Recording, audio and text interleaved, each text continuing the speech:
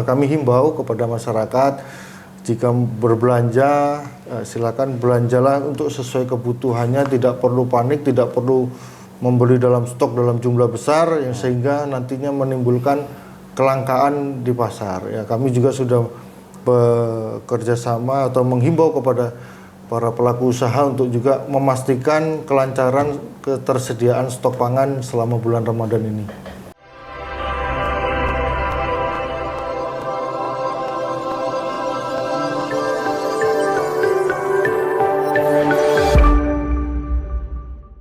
Halo, assalamualaikum warahmatullahi wabarakatuh. Selamat bertemu kembali bersama kami di podcast Presisi. Salam Presisi.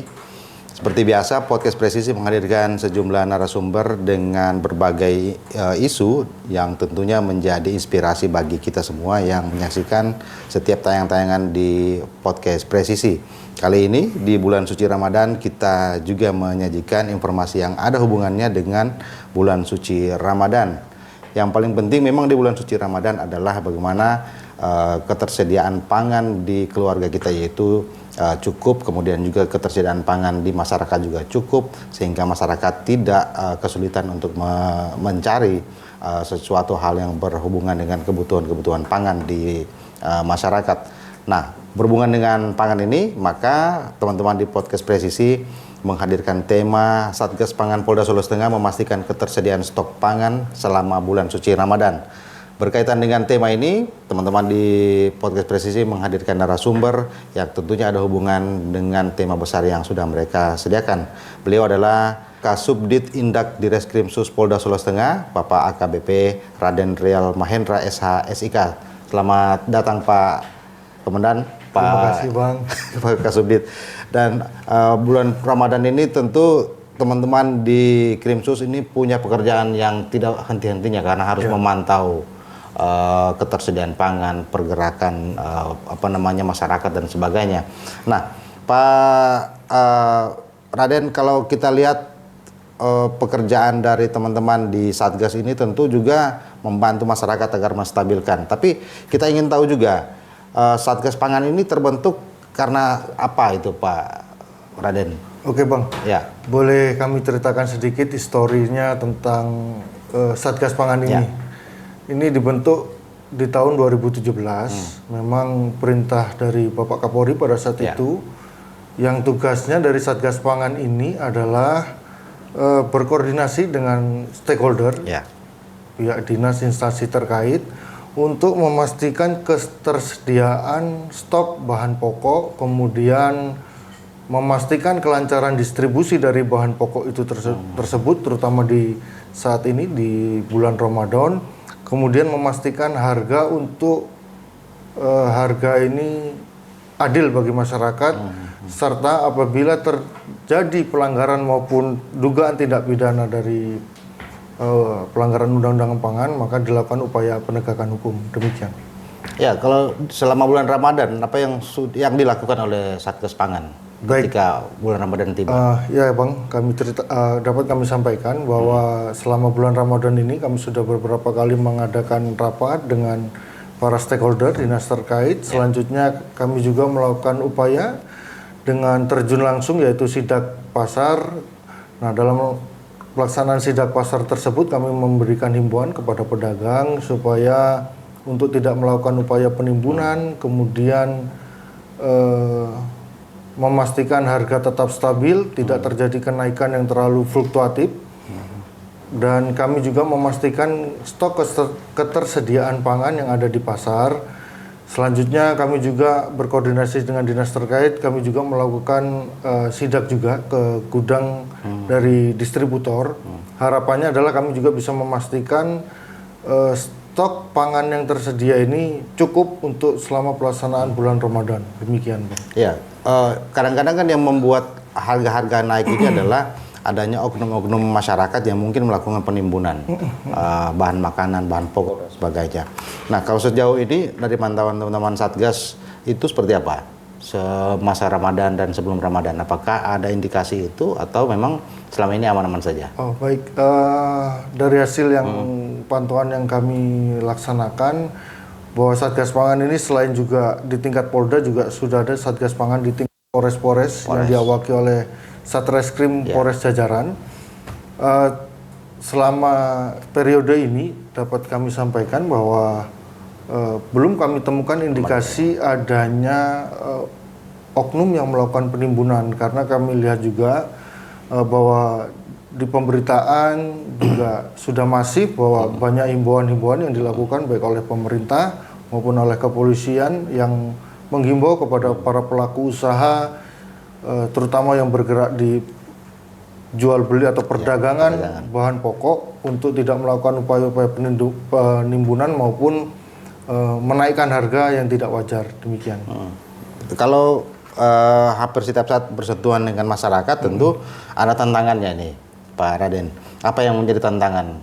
Karena kita tahu bahwa memastikan ketersediaan pangan, harga-harga stabil dan sebagainya, tidak terjadi penimbunan, tentu ada tantangan yang bisa dihadapi oleh teman-teman Satgas. Tantangannya apa, Pak?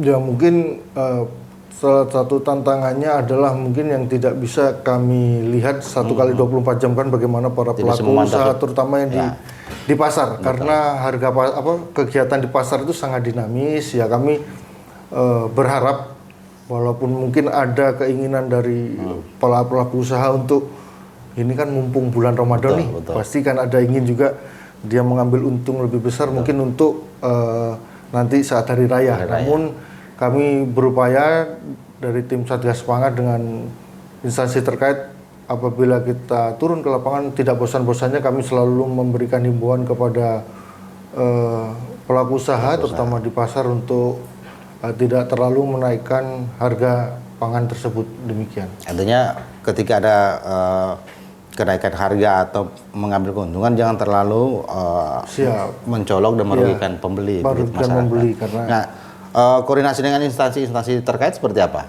Satgas ini dengan para instansi lain. Kalau kita tahu melihat kinerja dari Satgas kan tidak bisa bekerja sendiri, Pak. Ya. Harus ada juga peran dari pihak lain, pihak luar, termasuk instansi-instansi yang ada hubungannya. Keterkaitan dengan instansi itu seperti apa koordinasinya? Ya, tim Satgas Pangan juga berkoordinasi dengan tim penanganan inflasi daerah, tim pencegahan inflasi daerah, kemudian dengan di situ tergabung banyak sekali, Bapak, ada dinas perdagangan, dinas pangan sekarang, kemudian dinas pertanian dan para stakeholder terkait, baik itu Bulog, kemudian para pelaku usaha juga yang di bidang bahan pokok. Tentunya dengan adanya rapat tersebut kami selalu mengupdate bagaimana kondisi real di lapangan berdasarkan masukan dari masing-masing dinas, sehingga kita bisa merekomendasikan langkah-langkah apa yang bisa kita lakukan di minggu ini, seperti itu yang upaya-upaya yang kita lakukan dengan tim stakeholder terkait, demikian. Kalau komoditas pangan yang biasa diawasi itu apa saja? Apakah ada yang paling khusus diawasi, misalnya komoditas beras kah atau apa? Tapi yang paling khusus diawasi biasanya apa oleh Satgas? Memang sebagaimana di dalam instruksi peraturan presiden tentang bahan pokok, ya itu sebagai pijakan kami, itu mengacu pada undang-undang perdagangan maupun undang-undang pangan. Ya. Barang pokok yang kami awasi, yang menjadi tugas kami untuk diawasi, yaitu beras, kemudian telur,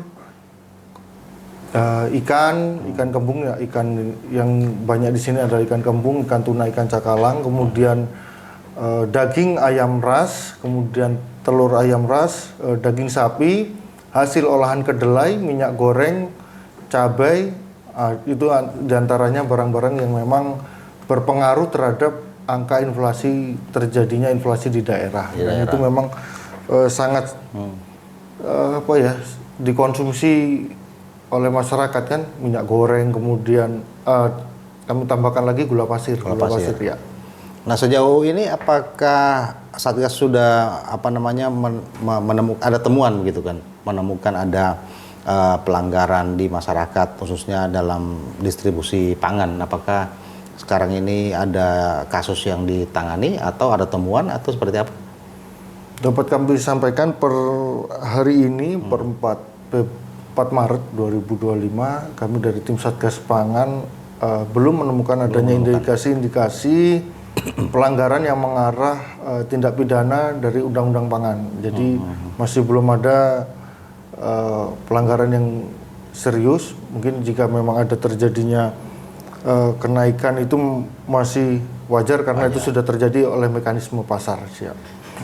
Adapun untuk bahan-bahan yang diatur dengan head ini masih terpantau wajar, masih terpantau normal. Rata-rata head kita kan ini belum ada kenaikan yang signifikan kalau kita lihat kan dari semua bahan pokok termasuk bahan-bahan yang lain. Siap. Namun yang kita tahu bahwa masyarakat juga perlu diberikan edukasi bagaimana agar mereka tidak perlu melakukan kenaikan harga yang merugikan masyarakat, pembeli dan sebagainya. Kalau Satgas melakukan edukasi itu seperti apa modelnya, Pak Raden? Ya, bentuk kegiatan kami ya tentunya pada saat kami melaksanakan kegiatan turun di pasar, ya kami sambil bertanya dengan para pelaku usaha atau pedagang, kami juga memberikan himbauan kepada masyarakat yang berkunjung ke pasar, yaitu calon pembeli, ya untuk kita tidak melakukan panic buying. Ya kita cukup beli secukupnya sehingga harga supply dan demand di pasar ini masih tetap terjaga.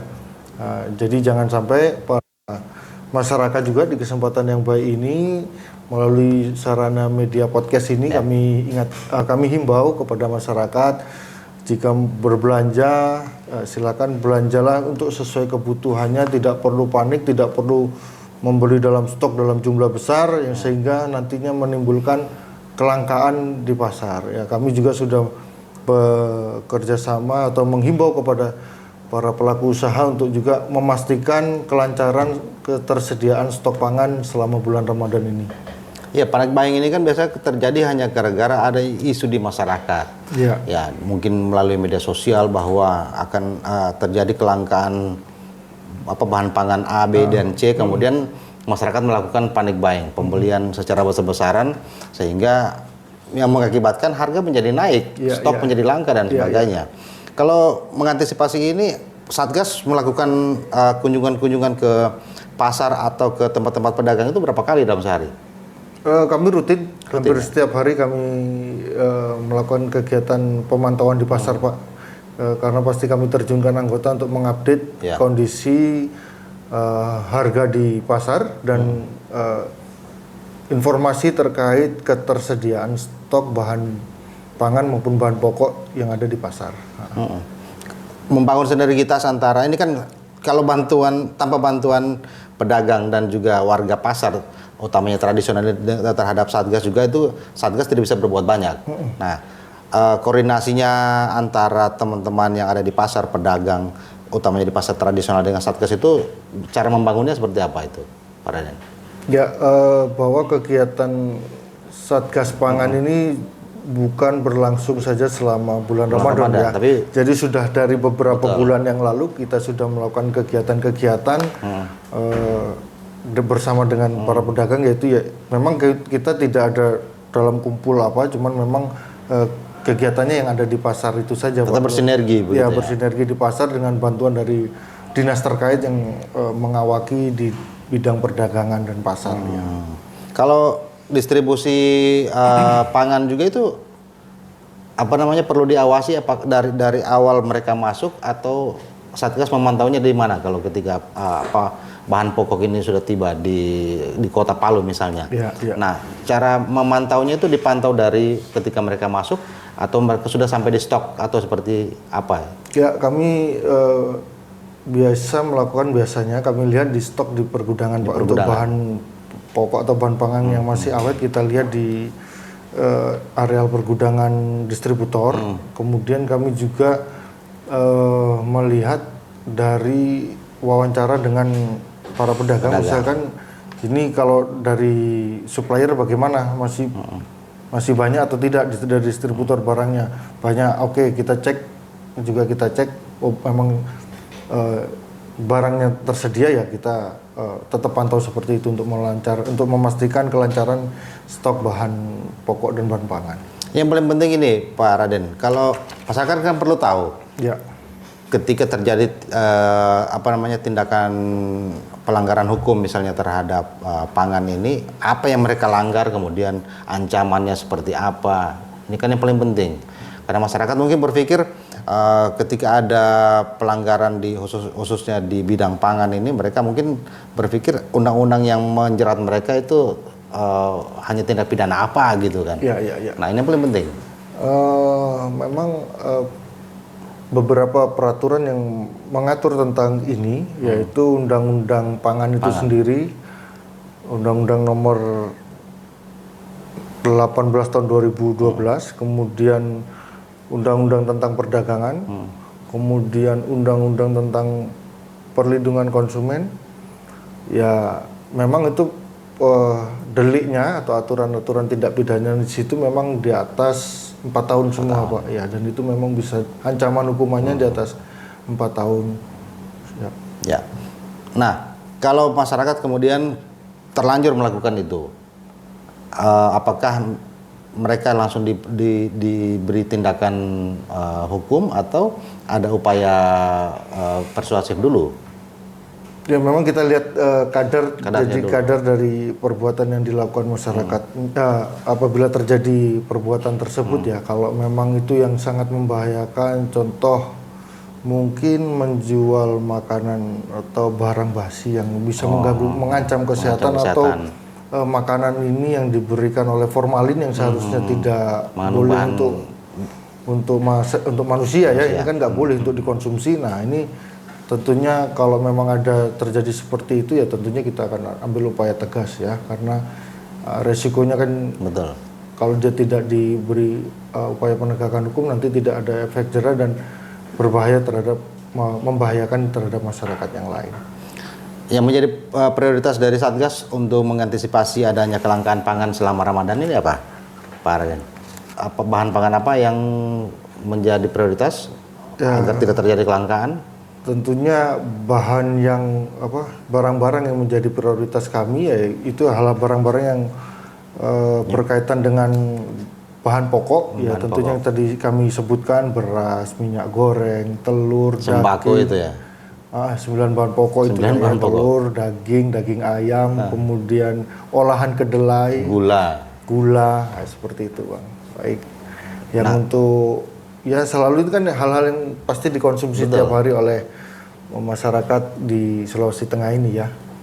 Ya, kalau di wilayah Sulawesi Tengah itu kan stok rata-rata kan masuknya dari wilayah selatan, wilayah utara dan sebagainya. Di beberapa wilayah di Sulawesi Tengah, kalau Satgas tadi Pak Raden menyebut hampir semua Polres sudah ada Satgas dibentuk di situ kan.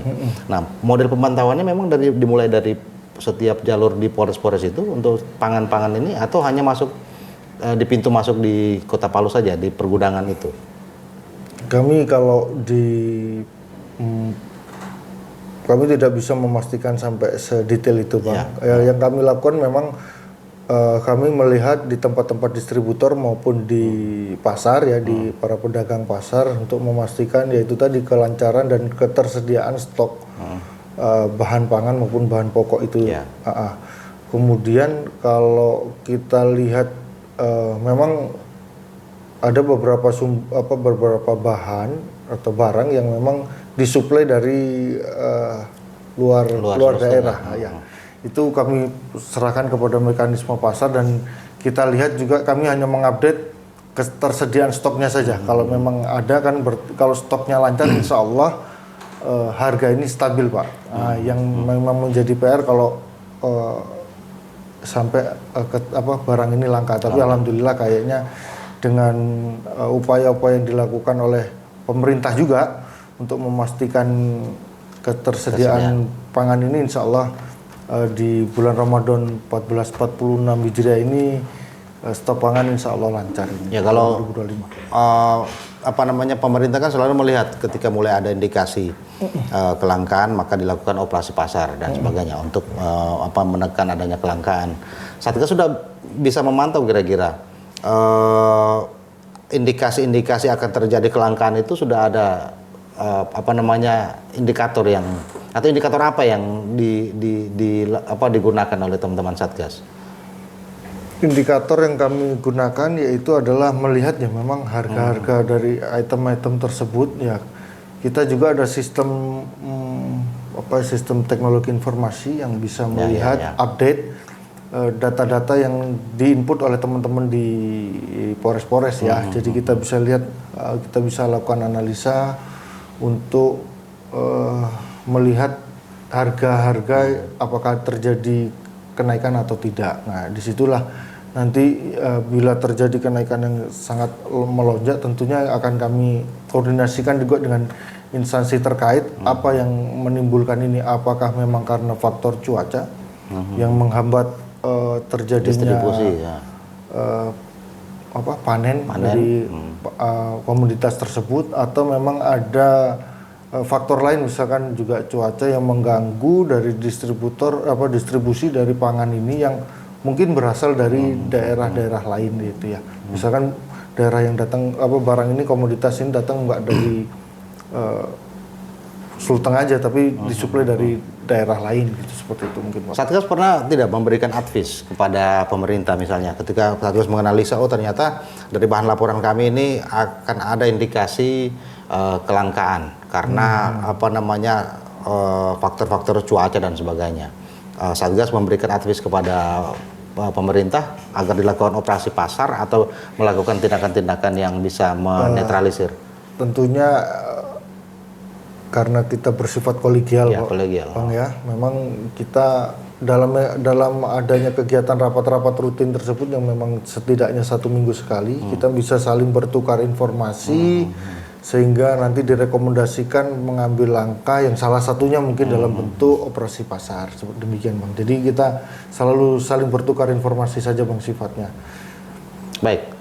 Pak Raden, kalau kita tahu di bulan Ramadan ini kan semua kebutuhan-kebutuhan itu menjadi incaran utamanya para ibu-ibu nih, karena pertengahan Ramadan itu sudah mulai berburu bahan-bahan untuk kebutuhan Idul Fitri, baik itu gula,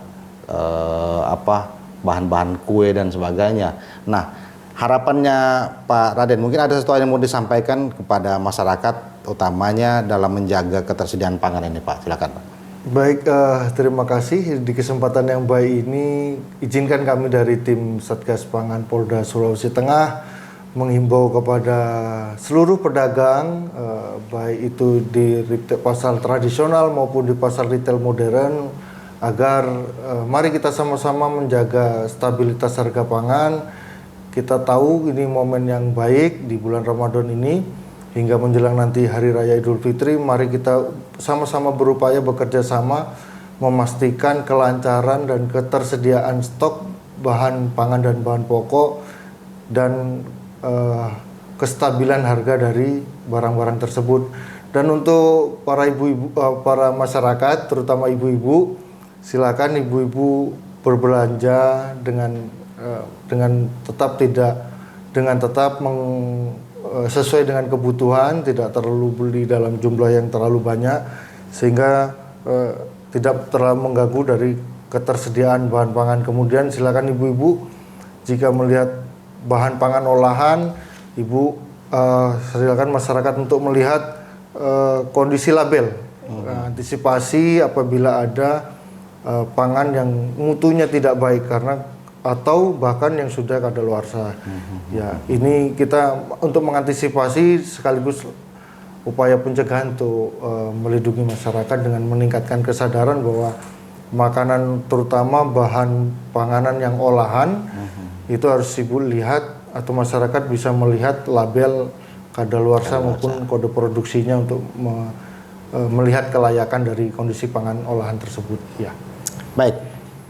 Memang sangat penting bagi kita masyarakat untuk mengetahui kualitas dari bahan pangan yang akan kita beli. Utamanya tadi buat ibu-ibu, pertengahan puasa biasanya sudah mulai berburu bahan-bahan pangan untuk kebutuhan menjelang Idul Fitri, terutama untuk bahan-bahan pangan yang digunakan untuk kue dan sebagainya.